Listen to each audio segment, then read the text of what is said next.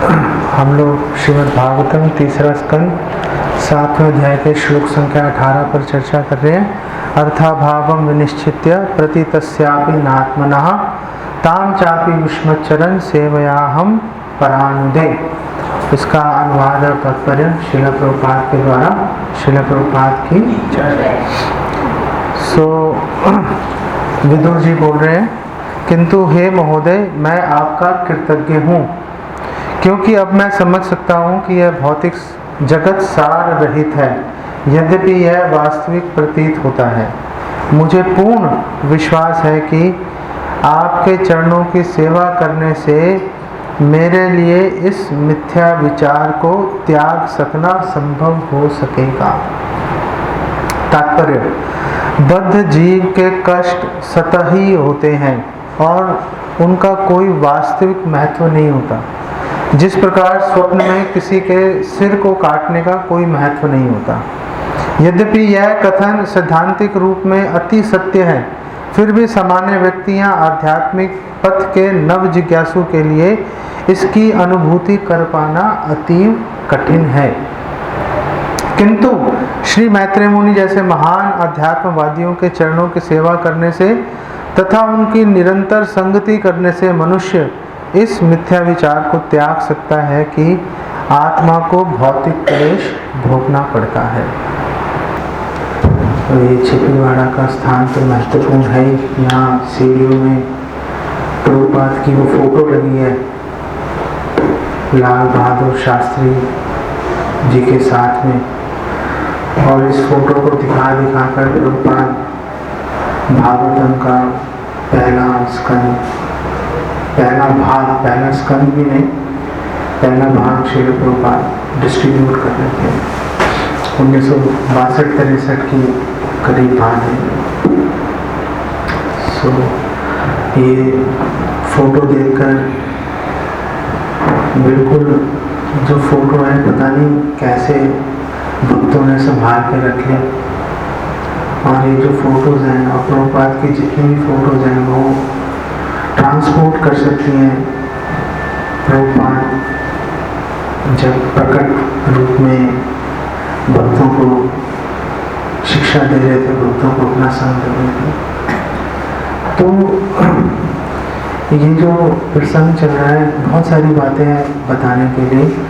ये जो प्रसंग चल रहा है कि विदुर जी मैत्रेय मुनि से मिले और उन्होंने उनसे अनेक प्रश्न पूछे। पहले तो साइलेंट करना इसको, देखी जाएगी जो होगा। तो विदुर जी को जब दुर्योधन ने बोला था कि निकल जाओ यहाँ से, अपने प्राण को लेकर और कुछ नहीं ले जाने दूंगा, तो विदुर जी ने भगवान का धन्यवाद किया, जान छूटी, वहाँ से निकले और तीर्थ यात्रा कर रहे थे तो उनको उद्धव जी मिले। उद्धव जी के साथ विदुर जी ने वार्तालाप किया, सबका समाचार पूछा, और फिर उद्धव जी ने विदुर जी को बोला कि आप मैत्रेय ऋषि के पास जाओ, उनसे आप ज्ञान प्राप्त करो। तो विदुर जी मैत्रेय मुनि के पास आए और मैत्रेय जी से उन्होंने अनेक प्रकार की जिज्ञासाएं करनी शुरू की। तो बहुत पीछे क्वेश्चन आंसर चलते आ रहे हैं। और विदुर जी ने बहुत प्रासंगिक प्रश्न पूछे, ऐसे प्रश्न पूछे जिसका उत्तर आज भी लोग ढूंढ रहे हैं। ये श्लोक की अगर हम बात करें, ये श्लोक के अंदर एक बड़ी खासियत है इसकी कि यहाँ पर श्रील प्रभुपाद ने अनुवाद किया कि हे महोदय, मैं आपका कृतज्ञ हूँ। श्लोक के अंदर नहीं है ये शब्द। श्लोक के अंदर आप देखो कहाँ है, अर्थाभावम विनिश्चित्य प्रतितस्यापि नात्मना ताम चापि युष्मच्चरन् सेवयाहं परानुदे। कहीं है नहीं, कृतज्ञता की बात कहीं आई नहीं रही। लेकिन प्रभुपाद यहाँ पर ये ऐड कर रहे हैं, प्रभुपाद यहाँ पर बता रहे हैं कि विदुर जी क्या अनुभव कर रहे थे। जब बात यह है कि चरणों की सेवा कौन करेगा? चरणों की सेवा वही करेगा ना जो कृतज्ञता का अनुभव कर रहा है। जो कृतज्ञता का अनुभव नहीं कर रहा वो चरणों की सेवा क्यों करेगा? विदुर जी यहाँ पर बोल रहे हैं कि आपके चरणों की सेवा करूँगा तो मैं प्राण दे त्याग दूंगा, जो भी मेरे मन में कलमश है, अभी भी ये भौतिक जगत जो मुझे अभी भी सच दिखाई दे रहा है, हालांकि अर्थाभाव कोई इसमें सच्चाई नहीं है। तो यहाँ पर निहित है कि मैं आपके प्रति कृतज्ञता का अनुभव कर रहा हूँ। और जो कृतज्ञता का अनुभव है, ये एक बहुत बड़ी बात है कि हमने किसी के प्रति कृतज्ञता का अनुभव करना शुरू कर दिया। कृतज्ञता का अनुभव शुरू कर दिया, समझ लो जीवन चेंज हो जाता, जीवन चेंज हो जाएगा। अगर आपने अपना जीवन किसी को समर्पित करना है तो कैसे करेंगे? वो कृतज्ञता के चलते जीवन समर्पित होगा। कृतज्ञता नहीं है, अगर हमें यही नहीं लग रहा कि सामने वाले ने हमारे पे कोई बहुत बड़ा उपकार किया है, तो हम उसको अपना जीवन क्यों समर्पित करेंगे? हम उसको अपना जीवन क्यों समर्पित करेंगे? जैसे उद्धव जी हैं, 11वें स्कंद के अंदर उद्धव जी भगवान कृष्ण से उन्होंने प्रश्न पूछे, उद्धव गीता जो विख्यात है, और भगवान कृष्ण ने अनेक उत्तर दिए। भगवान कृष्ण ने अनेक शब्दों की परिभाषाएं दी। हम लोग शब्दों को प्रयोग करते हैं, लेकिन कई बार उनके वास्तविक अर्थ समझ नहीं पाते। जैसे शौर्य है, शौर्य की परिभाषा हम लोग जो सोचते हैं वो नहीं है। शौर्य, वीरता की परिभाषा बिल्कुल अलग चल रही है। जब उद्धव जी ने पूछा भगवान कृष्ण से कि शौर्य की परिभाषा क्या है, शौर्य किसको कहते हैं, तो भगवान कृष्ण ने बोला, जो अपने स्वभाव को बदलने की ताकत रखता है उसको शौर्य कहते हैं। स्वभाव को बदलना शौर्य है, लड़ाई करना शौर्य नहीं है। अपना स्वभाव बदलना बहुत मुश्किल होता है, बहुत मुश्किल होता है। हम लोग सोचते हैं कि हमारा स्वभाव बदल गया, लेकिन जो स्वभाव हम 20 साल 50 साल से लेकर चल रहे थे, हल्की सी प्रोवोकेशन होगी, हल्का सा कोई उकसाएगा, तुरंत वापस उसी रूप में आ जाते हैं, फिर नहीं हम देखते आगे पीछे क्या हो रहा है। तो शौर्य क्या है? शौर्य है अपने स्वभाव को बदलो। स्वभाव को बदल लोगे तो बोलेंगे कि हाँ आप में दम है, नहीं अगर स्वभाव ही नहीं बदला फिर क्या दम है, मैं तो बेकार है। जैसे वो लूले लंगड़े घूम रहे हैं, आप भी घूम रहे हो, कौन सी बड़ी बात है। तो परिभाषाओं को समझना बहुत महत्वपूर्ण है।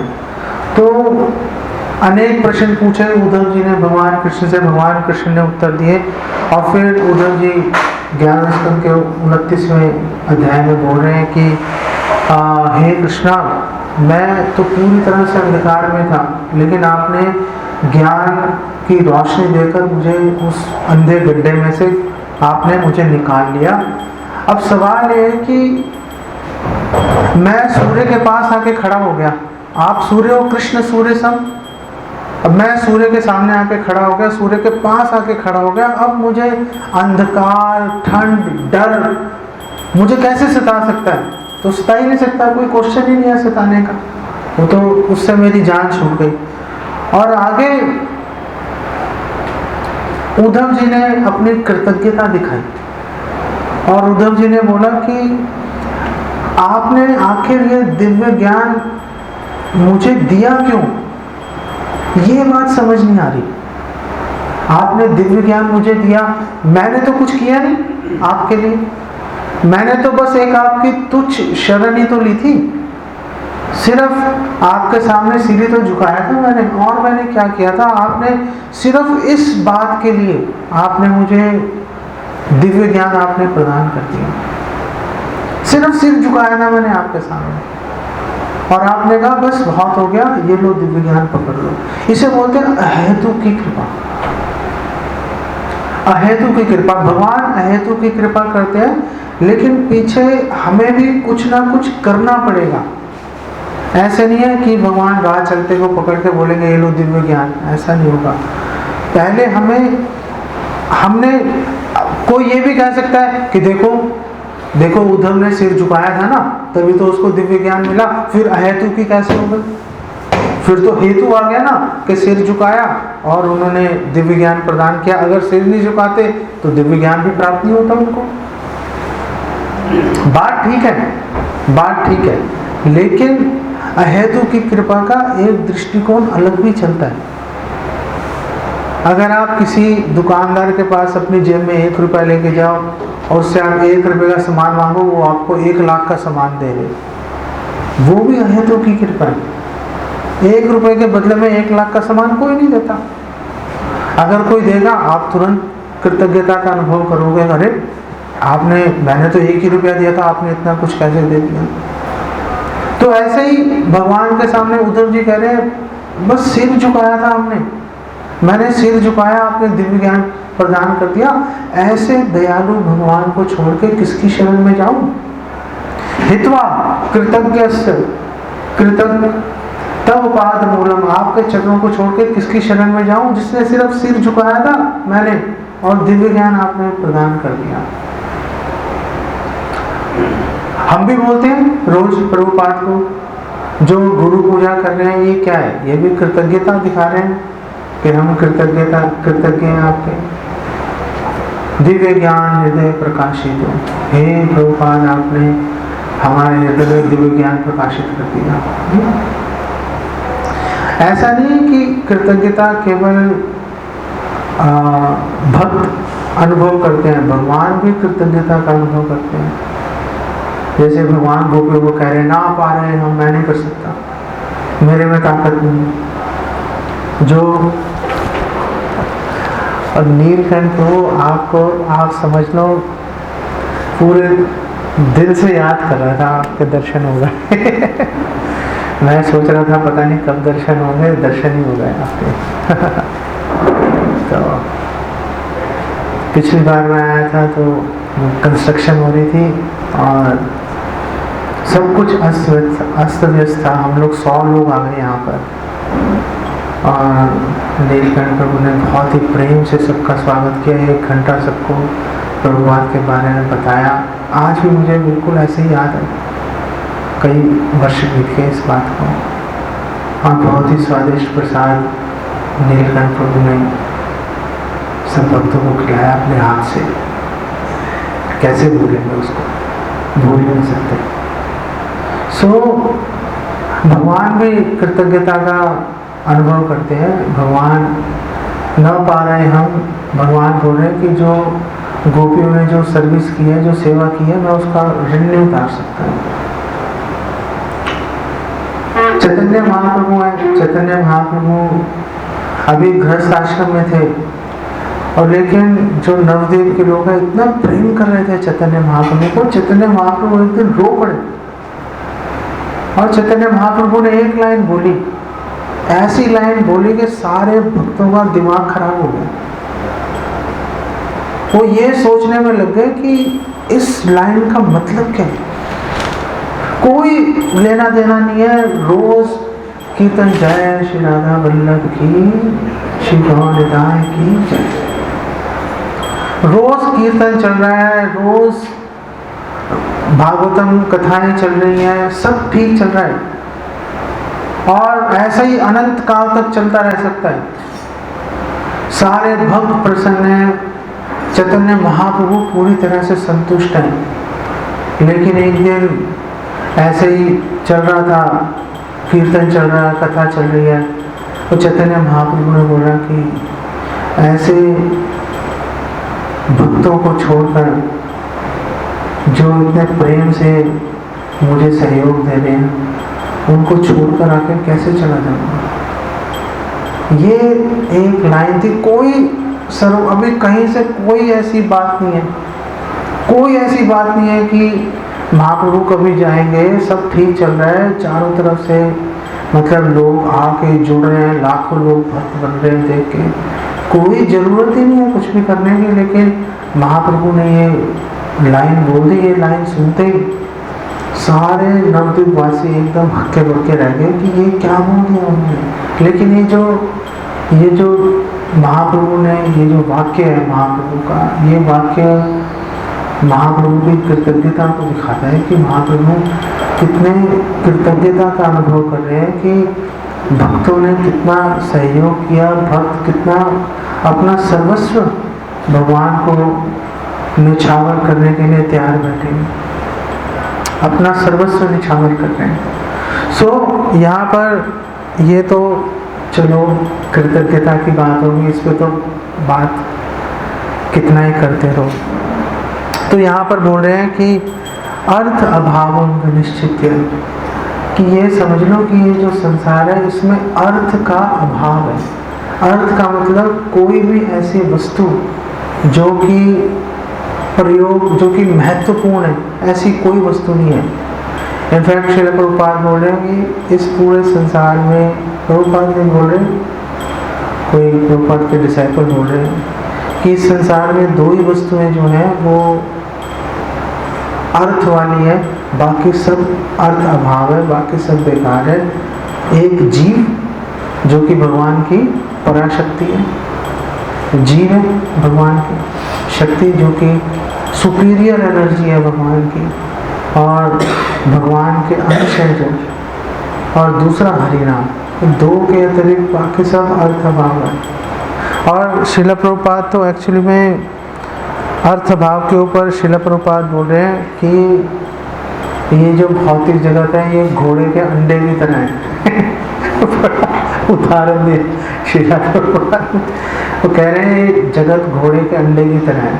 अब घोड़ा अंडा नहीं देता, घोड़ा अंडा नहीं देता, जैसे घोड़े के अंडे का कोई अस्तित्व नहीं है, ऐसे ही इस भौतिक जगत में कोई भी वस्तु महत्वपूर्ण नहीं है।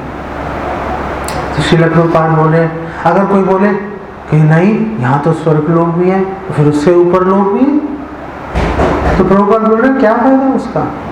चलो मान लिया आप स्वर्ग लोक चले गए, मान लिया ऊपर चले गए, वहाँ भी जो भौतिक जगत के चार दुख हैं वो तो वहाँ पर भी लगे हुए हैं, जन्म मृत्यु जरा व्याधि दुख दोषानुदर्शनम, वो तो वहाँ पर भी लगे हुए हैं। तो फिर मतलब क्या पॉइंट है, यहाँ रह रहे हो, वहाँ रह रहे हो, दुखों के अंदर पिसते जा रहे हो जैसे चक्की में गेहूं पिस रहा है, उसका क्या मतलब है इस बात का। और श्रील प्रभुपाद ने दूसरा उदाहरण दिया, श्रील प्रभुपाद ने दूसरा उदाहरण दिया न्यूज़पेपर का।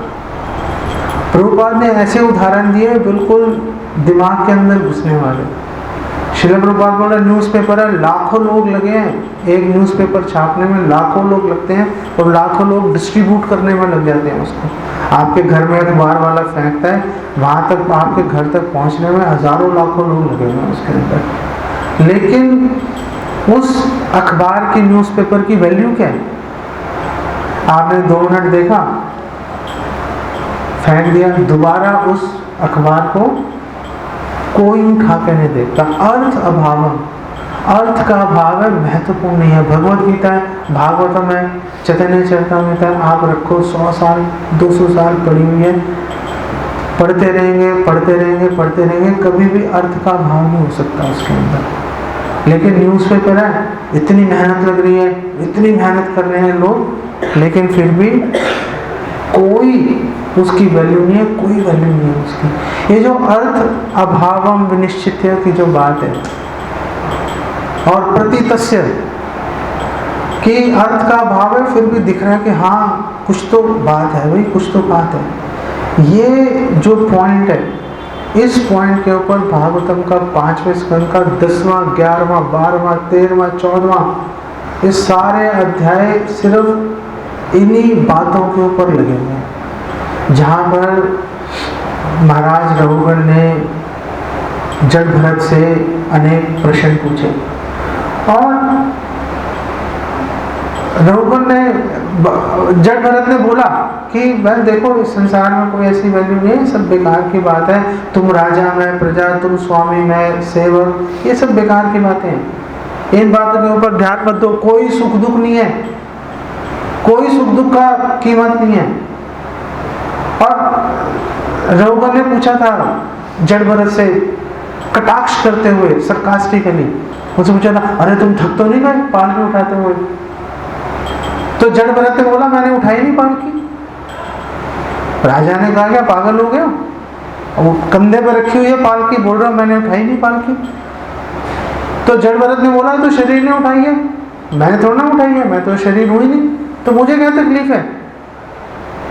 तो वो ये जब बात सुनी रघुगण ने, वो तुरंत पालकी से नीचे कूद के उतरा और जड़ भरत के पैर पकड़ लिए। हो ऐसी बात आपने कैसे कह दी, आप मुझे एक्सप्लेन करो, मैं समझ नहीं पा रहा। और फिर रघुगण ने उनसे अनेक प्रश्न पूछे जड़ भरत से, और रघुगण ने बहुत ही एक एग्जाम्पल दिया। रघुगण ने बोला, आप बोल रहे हो कि शरीर का आत्मा से संबंध नहीं है, मैं तो मानता नहीं आपकी बात, मैं नहीं एक्सेप्ट कर सकता आपकी ये बात, मुझे तो बात समझ में नहीं आ रही। आप कह रहे हो शरीर को थकान नहीं हो रही। फिर रघुगण ने एक एग्जाम्पल दिया। रघुगण ने बोला कि देखो, जैसे आग है, चूल्हे में आग जल रही है, आग के ऊपर हमने पतीला रखा, अब जो आग है वो पतीले को स्पर्श कर रही है, अब पतीले में हमने पानी डाला, सब्जी डाली, अब जो पतीले के अंदर पानी और सब्जी है वो तो आग का स्पर्श नहीं कर रही, आग तो पतीले को लग रही है, लेकिन जो पतीले के अंदर पानी है उसका तो आग से कोई स्पर्श नहीं हो रहा। लेकिन रघुगण ने बोला, लेकिन फिर भी हम देखते हैं कि अंदर पानी गर्म हो जाता है, फिर भी हम देखते हैं कि सब्जी पक जाती है। तो जैसे सब्जी और पानी आग से स्पर्श नहीं कर रही लेकिन गर्म होकर पक जाती है, ऐसी आत्मा भी, चाहे आत्मा शरीर से लगा है लेकिन जो शरीर को सुख और दुख हो रहा है आत्मा भी अनुभव करती होगी ना। बढ़िया एग्जाम्पल दिया। अब आप इस बात को कैसे काटोगे, आप इस बात को कैसे काट सकते हो, कट ही नहीं सकती है बात। तो जड़ भरत ने इसका उत्तर दिया 11वें अध्याय के अंदर 5वें स्कंद के। जड़ भरत ने बोला कि तुम वही बात बोली जो भगवान कृष्ण ने अर्जुन को बोली थी कि तुम बातें तो बहुत विद्वानों की तरह कर रहे हो लेकिन हो मूर्ख, तुम्हें क्लैरिटी नहीं है बातों की। तुम, क्योंकि ये जो सुख और दुख का तुम अनुभव कर रहे हो ना, ये सुख दुख का अनुभव दो चीजों के चलते हो रहा है, मन और देहात बुद्धि। हमारा मन तीन गुणों के अंदर हमें उलझा कर पाप करवा रहा है, पुण्य करवा रहा है, पाप करवा रहा है, पुण्य करवा रहा है, और पाप पुण्य के चलते हमें इस भौतिक संसार में पूरी तरह से उलझा के रख दिया। और फिर जीव ने कहा, अरे बस बहुत हुआ, अब मन की बात नहीं मानूंगा। तो जीव ने, जो आत्मा है, वो मन की बात को कैसे नकारेगा? वो मन की बात को नकार सकता है बुद्धि का सहारा लेके। तो मन ने बुद्धि का सहारा ले लिया कि अब मन को हरा के रहूंगा। जैसे ही जीव ने बुद्धि का सहारा लिया, मन ने काम और क्रोध का सहारा ले लिया। मन भी अपने फ्रेंड्स उठा के ले आया, उसने बोला भाई अब देखता हूँ, आमने सामने की लड़ाई है, और मन हरा देता है। मन, हालांकि बुद्धि मन से श्रेष्ठ है, लेकिन मन इतना चंचलम ही मना कृष्णा परमार्थी बलभद्रम, मन इतना ताकतवर हो जाता है, अगर उस पर शासन नहीं किया, इतना ताकतवर हो जाता है कि मन जो है बुद्धि को हरा देता है, हालांकि बुद्धि श्रेष्ठ है। जैसे श्रील प्रभुपाद उदाहरण देते हैं, अगर इन्फेक्शन बहुत ज़्यादा बढ़ जाए, वैसे तो दवाई लो इन्फेक्शन ख़त्म हो जाना चाहिए, लेकिन अगर इन्फेक्शन बहुत ज़्यादा हो तो दवाई लेने से भी इन्फेक्शन दूर नहीं होता, बीमारी बनी रहती है। अब यहाँ पर एक प्रश्न खड़ा हो गया, इस प्रश्न का भी उत्तर लेके आएंगे कि अगर मन को बुद्धि से भी कंट्रोल नहीं कर पा रहे, बुद्धि को भी मन ने हरा दिया, तो फिर मन हारेगा कैसे? ये भी क्वेश्चन खड़ा हो गया। तो उसका उत्तर हम लेके आएंगे, अगर मैं भूल गया तो आप मुझे याद दिला देना। तो इसी तरह से जड़ भरत ने बोला कि माइंड को कंट्रोल करो, और फिर माइंड एक तो काम और क्रोध को लेके आता है, दूसरा मन क्या करता है, झूठे अहंकार को लाकर हमें देहात्म बुद्धि में फंसा देता है। और जैसे ही जीव देहात्म बुद्धि में फंस जाता है, वैसे ही क्या होता है, वैसे ही जो भी शरीर को सुख दुख हो रहा है, वो आत्मा सोचती है कि मुझे ही हो रहा है। जैसे कार का एक्सीडेंट हो गया तो हम सोचते हैं अरे मुझे टक्कर मार दी, कोई नहीं बोलता मेरी कार को टक्कर मार दी, सब लोग बोलते हैं मुझे टक्कर कैसे मार दी तुमने। तो क्योंकि हम अपने आप को कार के साथ में आइडेंटिफाई करना शुरू कर देते हैं, हम सोचते हैं कि हम ही कार हैं, इसीलिए हम ऐसी बातें करना शुरू कर देते हैं। तो कैसे इसको कंट्रोल, कैसे हम मन के चुंगल में से कैसे हम बाहर निकल पाएंगे, ये क्वेश्चन है, ये क्वेश्चन है। और ये जो श्लोक है 18वां, ये श्लोक ही इसी के ऊपर बात कर रही, इसी के ऊपर चल रही है। और 18वें श्लोक को अगर हम 15वें श्लोक के साथ में अगर हम जोड़ के देखें, जब विदुर जी ने प्रश्न पूछे कि भगवान तो निर्गुण है, भगवान तो तीनों गुणों के प्रभाव में नहीं आते, उससे ऊपर है, तो फिर भगवान में तो कोई विकार नहीं आना चाहिए, लेकिन जब सृष्टि होती है, पालन होता है, संहार होता है, तो वो तो तीन गुणों के अंदर होता है, तो फिर भगवान में विकार कैसे नहीं आ रहा? फिर भगवान में विकार कैसे नहीं आ रहा? क्या भगवान में विकार तो नहीं आ रहा? और विदुर जी ने पूछा, ये कितने बढ़िया प्रश्न है नहीं?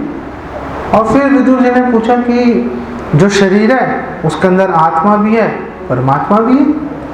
अब जब शरीर के अंदर आत्मा परमात्मा दोनों है, छोटा सा शरीर है, तो आसपास ही तो बैठे होंगे, आसपास ही बैठे होंगे आत्मा और परमात्मा। जब आत्मा परमात्मा के इतने निकट बैठी है और भगवान सच्चिदानंद रूप है, तो फिर आत्मा को सुख और दुख का अनुभव कैसे हो रहा है? फिर आत्मा को सुख और दुख का अनुभव कैसे हो रहा है? क्यों कष्ट पा रही है आत्मा? तो ये अच्छा, ये जो प्रश्न है, ये प्रश्न का उत्तर क्रिश्चियनिटी में नहीं है, ईसाई धर्म इस प्रश्न का उत्तर नहीं देता। इस्लाम है, इस्लाम इस प्रश्न का उत्तर नहीं देता, बल्कि वहां पर तो ये दोनों जगह पर ये बात हो रही है कि लोग संशय के अंदर है कि दुनिया में अगर भगवान है, अगर गॉड है, तो फिर दुनिया में दुख तकलीफें क्यों हैं? और दुख तकलीफें भी ऐसी हैं कि बढ़ती जा रही है। अभी लीबिया में बाढ़ आई, 20-25 हजार लोग मारे गए, उसको 20-25 हजार लोग मारे गए ऐसे चुटकी में। कोरोना आए, लाखों लोग मारे गए। तो अगर भगवान है तो फिर ये सब क्या हो रहा है? हमें तो ये लग रहा है कि शैतान भगवान से ज्यादा ताकतवर हो गया। हमें तो ये लग रहा है कि शैतान ज्यादा ताकतवर है भगवान से, भगवान तो बस चुपचाप कहीं से छिप छिपा के काम निकालने वाली बात है। अब तो ये वाली बात चल रही है। वो इस बात का उत्तर नहीं ढूंढ पा रहे, ना क्रिश्चियनिटी में, ईसाई धर्म में, ना इस्लाम के अंदर। सनातन धर्म में इन सारे प्रश्नों के उत्तर, सनातन धर्म में सारे प्रश्नों के उत्तर दे रखे हैं। तो मैत्रेय जी ने भी जो बात जड़ भरत ने राजा रघुगण को बोली, वही बात मैत्रेय जी ने विदुर जी को बोली कि ये जो सुख दुख का अनुभव है, ये तो देहात बुद्धि के कारण चल रहा है। आत्मा शरीर सोच रही थी कि मैं शरीर हूं, तो सुख दुख का अनुभव कर रही है। अर्थ भावम, सच्चाई नहीं है ये सच्चाई नहीं है। सच्चाई ये है कि आत्मा कभी भी सुख दुख का अनुभव नहीं कर सकती इस भौतिक संसार के। आत्मा केवल और केवल सुख का अनुभव करने के लिए बनी हुई है, और केवल सुख का अनुभव यहाँ पे तो हो नहीं सकता। केवल सुख का अनुभव होगा भगवान के धाम जाकर। और मैत्रेय जी ने बोला कि जो माया शक्ति है, हालांकि शक्ति शक्तिमान अभेदा, भगवान से अभिन्न है लेकिन भगवान से अलग भी है। वो तीन गुणों वाली माया अपना काम अलग से करती रहती है, भगवान का उससे कोई सरोकार नहीं है। जैसे ही जीव विमुख हो जाता है भगवान से, वैसे आत्मा उसको पकड़ के देहात बुद्धि में डालती है। सबसे पहले स्वरूप स्मृति भुला देती है, स्वरूप विस्मृति हो जाती है। कृष्णदास को सोच के हम लोग सोचते हैं कि नहीं, हम तो, हमारा नाम तो फलाना है, हम तो हिंदुस्तानी है, हम तो कैनेडियन है। आजकल तो इंडिया कनाडा का बहुत चल रहा है, हम तो कैनेडियन है, या हम लोग हिंदू हैं, मुसलमान हैं, सिख हैं, ईसाई हैं।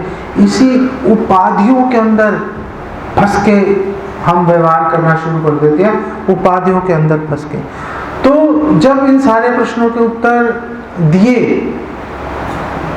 मैत्रेय जी ने, तो 15वें श्लोक में विदुर जी ने बोला, संचिन्ना संशयो मह्यम तब सूक्तासिना विभो उभय त्रापि भगवन मनो में सम प्रधावती, कि सुप्तासीना आपकी ज्ञान की तलवार से, सुप्त आसीन तलवार से ज्ञान, सुप्त का मतलब ज्ञान, निर्देश, आपने ज्ञान की तलवार से मेरे सारे शंकाएं थी आपने निर्मूल कर दी, काट के फेंक दिया।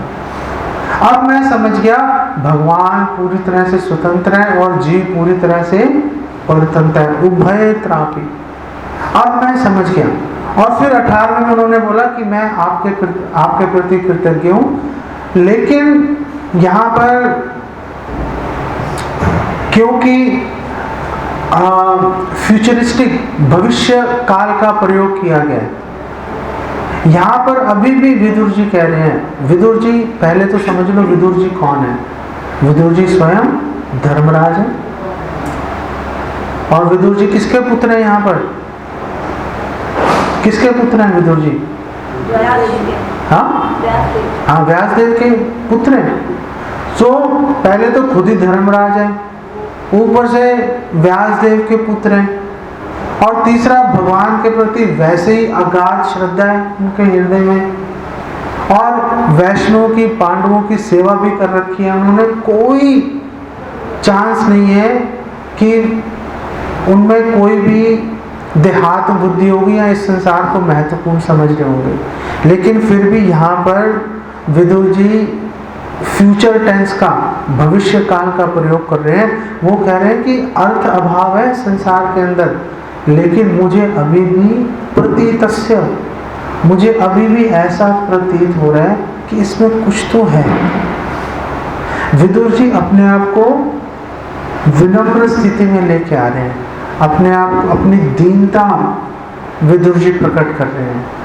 और विदुर जी कह रहे हैं कि अभी भी दिख रहा है मुझे इस संसार के अंदर सुख, अभी भी इस संसार के अंदर आसक्ति दिख रही है, लेकिन कैसे हटेगी, कैसे हटेगी? युष्म चरण सेवे, आपके चरण कमलों की सेवा करूंगा, गुरु के चरण कमलों की सेवा करूंगा तो हटेगी। और एक बात हमेशा याद रखना, जब भी बात होती है गुरु के चरण कमलों की सेवा, गुरु के चरण कमलों की सेवा का मतलब सिर्फ और सिर्फ गुरु नहीं होते।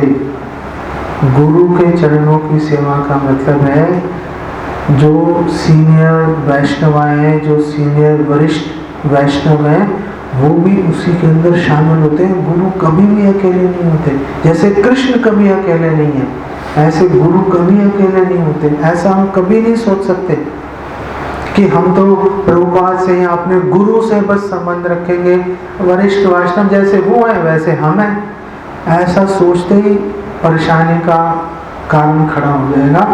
हमेशा गुरु का मतलब गुरु और वरिष्ठ वैष्णव, हमेशा ये बात अपने दिमाग में लेके चलेंगे तो मन शांत रहेगा और कृतज्ञता का अनुभव करते रहेंगे। हर भक्त ने हमारे जीवन में हमें भक्ति में आगे बढ़ाने के लिए कुछ ना कुछ योगदान दे रखा है। कृतज्ञता का अनुभव करते रहेंगे, कभी भक्ति में हमें प्रॉब्लम नहीं आ सकती, कभी भक्ति में प्रॉब्लम नहीं आ सकती। भक्ति में प्रॉब्लम तभी आएगी जब हम बोलेंगे अरे इन्होंने हमारे लिए क्या किया। ये सोचते ही समझ लो प्रॉब्लम्स खड़ी हो जाएंगी, ये सोचते ही प्रॉब्लम्स खड़ी हो जाएंगी। 15वें श्लोक को इस आज के श्लोक 18वें श्लोक के साथ अगर हम पकड़ के चलेंगे तो कुछ बातें हमें इसमें से फटाफट आपको बता देता हूँ। कुछ बातें शिक्षाएं हमें निकल के आ रही हैं। पहली बात है कि गुरु से प्रश्न पूछने पड़ेंगे, गुरु से जिज्ञासा करोगे, आंसर मिलेंगे तो श्रद्धा बढ़ेगी, श्रद्धा बढ़ेगी, भक्ति करने में आसानी होगी, भक्ति करने में आसानी होगी। पहली बात। दूसरी बात यह है कि क्वेश्चन पूछना कोई वन टाइम एक्टिविटी नहीं है, आज प्रश्न पूछे बात खत्म होगी, नहीं। पूरा जीवन हम प्रश्न पूछते रहेंगे, पूरा जीवन हम क्वेश्चन पूछते रहेंगे, पूरा जीवन हमारे मन में डाउट्स आते रहेंगे और पूरा जीवन हम क्वेश्चन पूछते रहेंगे। अगर हमें ये बात क्लियर हो गई कि पूरा जीवन हमारे माइंड में डाउट्स आएंगे ये बात क्लियर हो गई तो साथ में ये बात भी समझ आ जाएगी कि अगर हमारे माइंड में डाउट आते रहेंगे तो फिर हमें गुरु की, वरिष्ठ वैष्णव की पूरा जीवन जरूरत रहेगी उन डाउट्स को हटाने के लिए। ऐसा नहीं है कि बस हमने पढ़ ली भगवद गीता, हमने पढ़ ली भागवतम, हमें अब सब पता है, ऐसा नहीं कभी भी सोच सकते। हमेशा ये सोच के चलना पड़ेगा पूरा जीवन हमने क्वेश्चंस पूछने हैं, पूरा जीवन हमें मार्गदर्शन की जरूरत है। और विदुर जी दिखा रहे हैं अभी और भी क्वेश्चन है आगे पूछने वाले, लेकिन पहले ही अपनी कृतज्ञता प्रकट कर रहे हैं। इसलिए बार बार हमें विदुर जी ये सिखा रहे हैं अपने आचरण के साथ, हमें बार बार कृतज्ञता दिखानी चाहिए गुरु के प्रति, वरिष्ठ वैष्णव के प्रति बार बार हमें जो है दिखानी चाहिए कृतज्ञता। भक्तों को ये संकेत देने चाहिए कि मैं आपका कितना आभारी हूँ, आपने मेरी कितनी सहायता की है। अब प्रश्न ये आ रहा है कि मन को कंट्रोल कैसे करेंगे, क्योंकि मन ने तो बुद्धि को भी हरा दिया, अभी हमने बात की थी, अब बुद्धि को भी हरा दिया मन ने, तो फिर अब मन को कंट्रोल कैसे करेंगे? बिल्कुल बेकाबू घोड़ा हो रहा है मन तो कैसे मन को कंट्रोल करेंगे? एक ये क्वेश्चन है। दूसरा क्वेश्चन ये है कि हमने भगवद गीता भागवतम पढ़ तो ली हमने, लेकिन ये ज्ञान है, ये विज्ञान नहीं है, ये रियलाइज नॉलेज नहीं है। ये अभी हम अपने जीवन में अभी अनुभव नहीं कर पाए। हमें पता चल गया हम शरीर नहीं आत्मा है, लेकिन अभी हमें रियलाइजेशन, अभी हमें अनुभव नहीं है। तो ज्ञान को विज्ञान में कैसे बदलेंगे, मन को नियंत्रित कैसे करेंगे? एक ही आंसर है, दोनों प्रश्नों का एक ही उत्तर है। गुरु के चरणों की सेवा करके, गुरु के आदेशों का पालन करके। गुरु के आदेशों का पालन करेंगे तो समझ लो कि हम लोग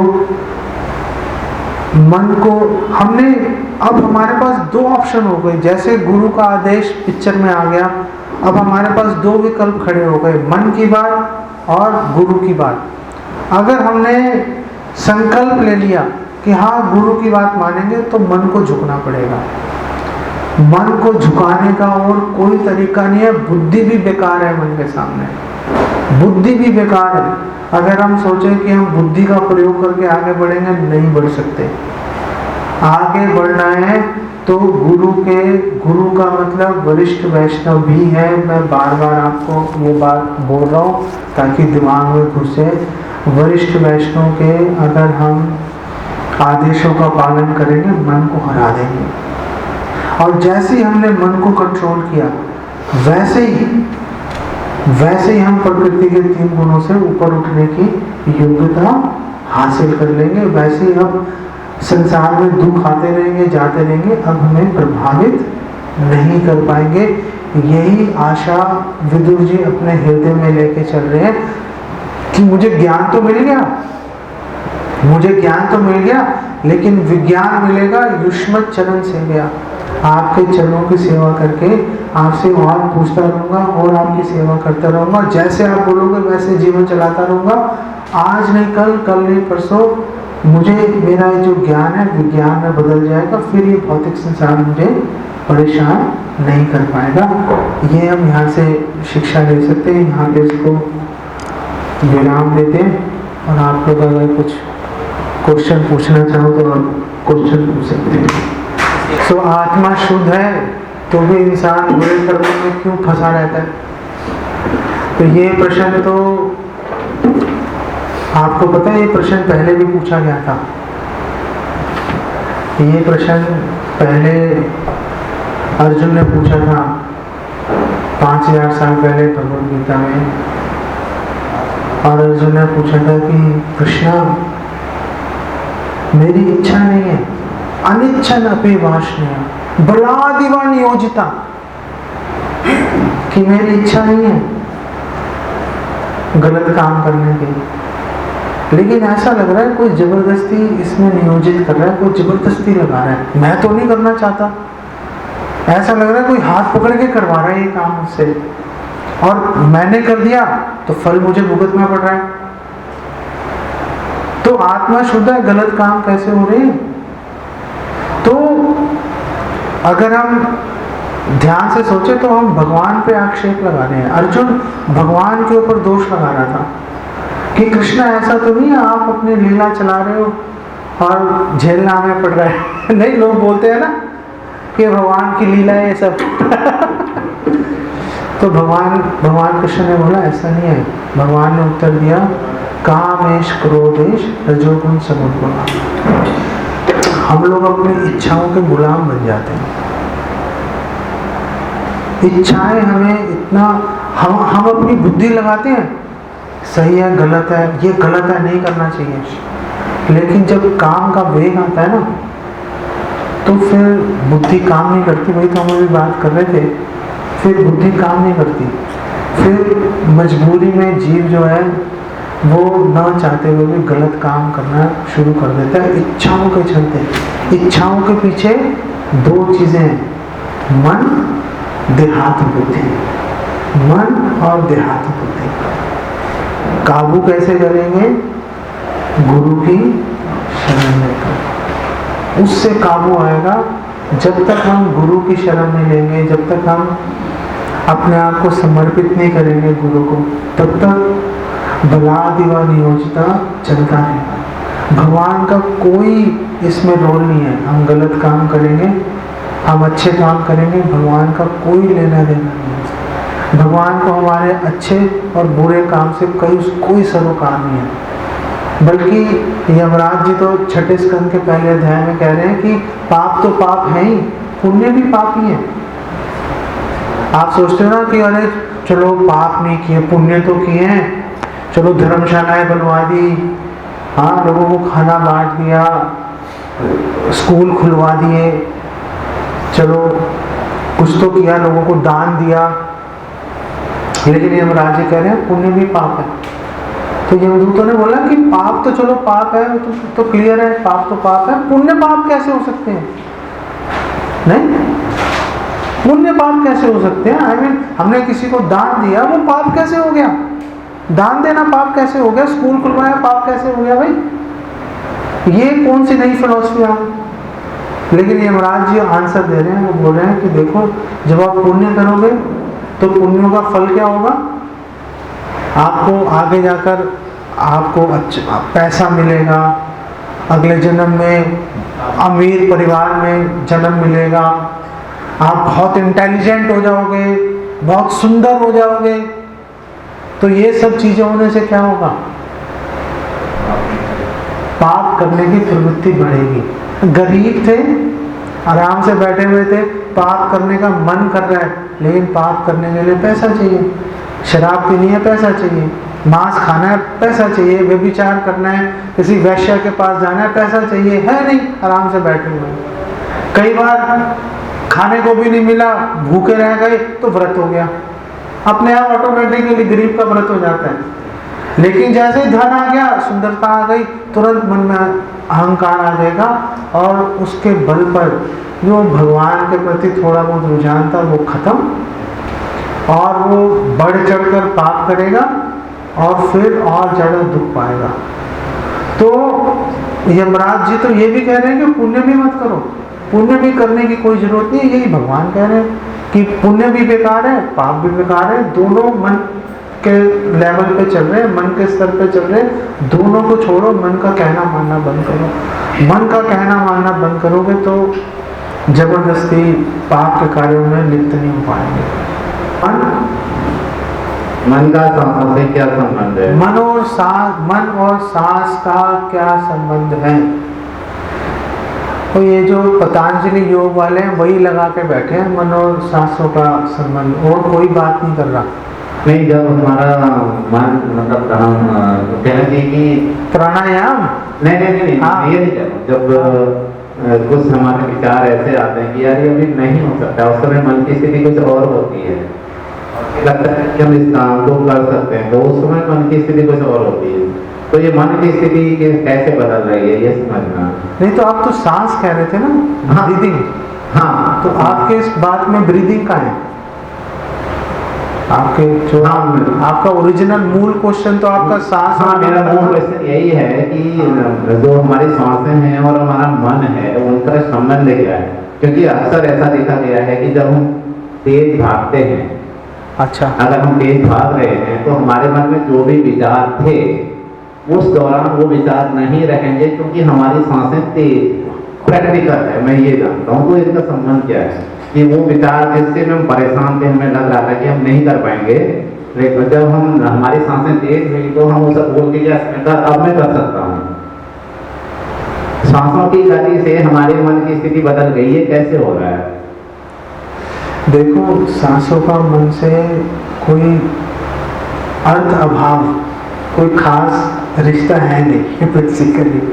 पहली बात समझ लो, जो सांस है वो भी भौतिक है, मन है वो भी भौतिक है। एक भौतिक का दूसरे भौतिक से संबंध जान के हमें फायदा क्या है? वो इम्पोर्टेंट नहीं है ना जानना। वैसे तो पतंजलि वाले जो योग है, योग वाले बोल रहे हैं कि आप सांस पे ध्यान लगाओगे, अपनी ब्रीदिंग पे ध्यान लगाओगे तो मन को कंट्रोल कर सकते हैं। जी, ये बात वो बोलते हैं, ये बात आप ये प्रैक्टिकल देखा भी गया ना। जब देखो हम कुछ करते हैं, कुछ काम करके आते हैं तो हमारी सांसों की लय बदल जाती है काम करने से, तो हमारा मन बहुत अच्छा हो जाता है। और जब हम बिस्तर पर बैठे रहते हैं, कुछ नहीं करते हैं, तो हमारे मन में बस विचार ही आते हैं और हमें लगता है यार ये भी बेकार है, वो भी बेकार है, सब ऐसे ही दुनिया। लेकिन जब हम किसी कर्म में लिप्त होते हैं, कर्म कर रहे होते हैं, हमारी सांसें तेज चल रही होती हैं, तो तब हमें लगता है नहीं यार सब ठीक है, सब काम कर रहे हैं। कहीं ना कहीं प्रभु की कृपा से हमें भोजन भी मिल रहा है, हवा भी मिल रही है, पानी भी मिल रहा है, सूरज रोशनी भी दे रहा है और धरती माँ ने हमें आश्रय भी दिया है। तो कहीं ना कहीं इसमें देखा गया कि जब जब हमारे सांसें मतलब देखो, आप जो भी एक्सप्लेनेशन दे रहे हो उसमें मन और सांस का लिंक नहीं आता उसके अंदर। एक मैं आपकी बात मुझे क्लैरिफाई, मैं समझ गया, आप माइक छोड़ सकते हो। अगर मैं एक बार दूसरे दृष्टिकोण से लेके आता हूँ, अगर मन और श्वास का संबंध है भी, अगर है तो भी स्थायी संबंध नहीं है, अस्थाई है। अगर स्थायी संबंध होता तो जब हमने अपने मन पे कंट्रोल कर लिया था, जो 5 मिनट के लिए, आधे घंटे के लिए या 1 मिनट के लिए, वो स्थायी रहना चाहिए था। हमेशा कंट्रोल हम कर, हमारे में क्षमता होनी चाहिए थी कि हमेशा कंट्रोल में रहेगा, लेकिन वो रहता नहीं है, वो रहता नहीं है, नहीं रहता। जब हम दौड़ते हैं या जब हम कोई काम करते हैं तो ऐसा नहीं कि हमारी सांसें तेज चल रही है, वो अलग बात है। हमारा मन उस समय कहीं और से उठ के जो काम कर रहे होते हैं उसमें लग जाता है, बस यही होता है। हम सोचते हैं कि मन हमारा कंट्रोल में आ गया, मन हमारा पूरी तरह से स्वच्छंद रहता है। एक बात और है, जब कभी हमें लगे कि हमारा मन कंट्रोल में आ गया, हमेशा ये सोचना कि मन हमें धोखा दे रहा है, हमें झूठा दिलासा दे रहा है कि भाई हमने मन को कंट्रोल में कर लिया। अगर मन बीच बीच में हमें ये दिलासा नहीं देगा ना, तो हमारा मन उचाट हो जाएगा मन के प्रति, फिर हम मन को छोड़ देंगे। तो कई बार बीच बीच में मन हमें बोलेगा कि देखो तुम्हारा कंट्रोल चल रहा है।